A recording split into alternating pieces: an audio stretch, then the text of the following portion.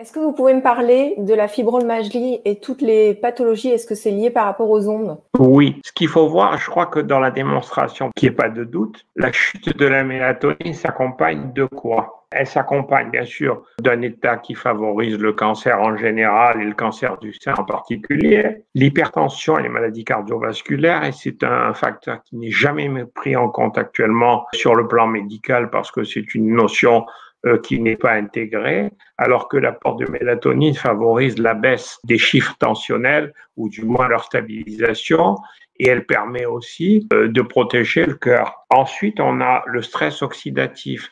Tout le monde parle d'antioxydants, mais si on a besoin d'antioxydants, c'est qu'on a un stress oxydatif qui est très présent. Ne serait-ce que l'agression environnementale, c'est quelque chose d'affolant.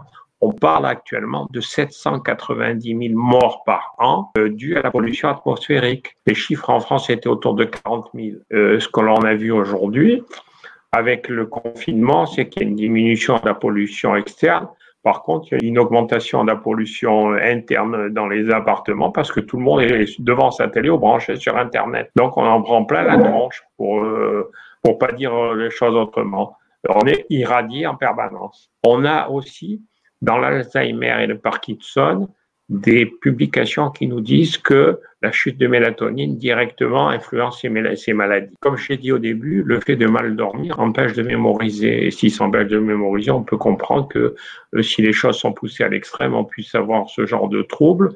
En plus, on sait que l'on a défini dans ces deux maladies, pour l'Alzheimer, l'aluminium et pour le Parkinson, le plomb, qui sont accumulés dans les noyaux correspondants ou dans les zones cérébrales correspondantes. On comprend très bien que l'atteinte de la barrière hémato-encéphalique laisse passer des toxiques qui ne devraient pas rentrer. Commander de la mélatonine, oui.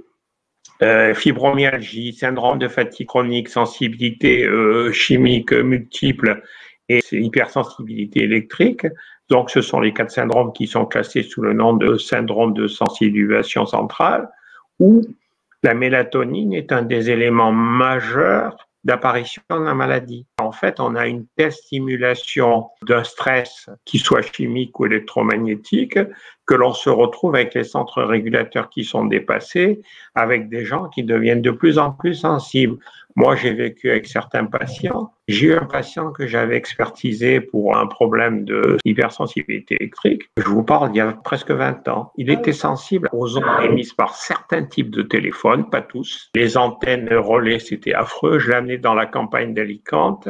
Je l'ai fait tourner les yeux bandés et il m'a montré une direction. Il m'a dit là, 3 kilomètres. Dans 3 kilomètres et demi, il y avait une antenne. Donc, ils sont devenus de véritables boussoles qui réagissent à la moindre stimulation. Et la fibromyalgie, c'est une difficulté de récupération du métabolisme, en particulier de l'oxyde nitrique, qui est due justement au fait qu'il n'y a pas de sommeil réparateur. Il y a beaucoup plus de phénomènes au milieu, mais c'est en gros la grosse explication du phénomène. Donc...